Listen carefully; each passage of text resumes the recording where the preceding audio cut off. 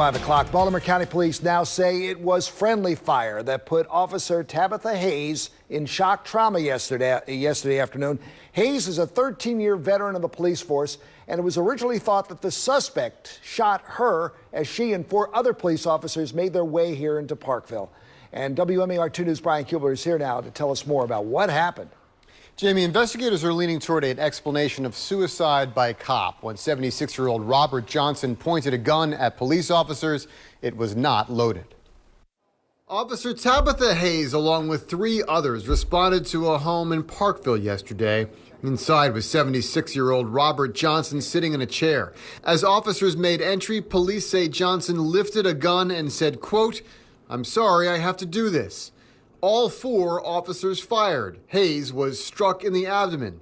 Originally, police thought Johnson had fired, but today investigators say his gun was not loaded.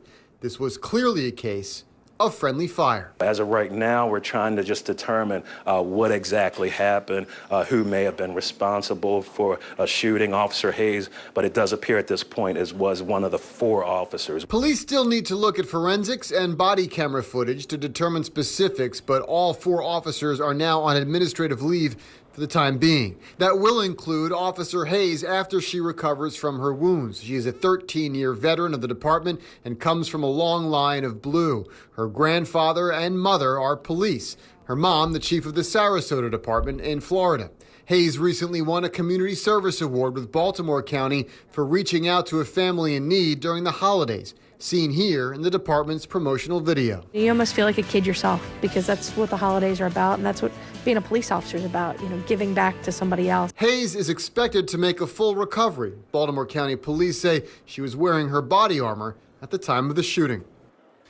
Meanwhile, Johnson was killed in the exchange. Police believe it was suicide by cop motive, as the 76-year-old man had laid out important papers and his last wishes.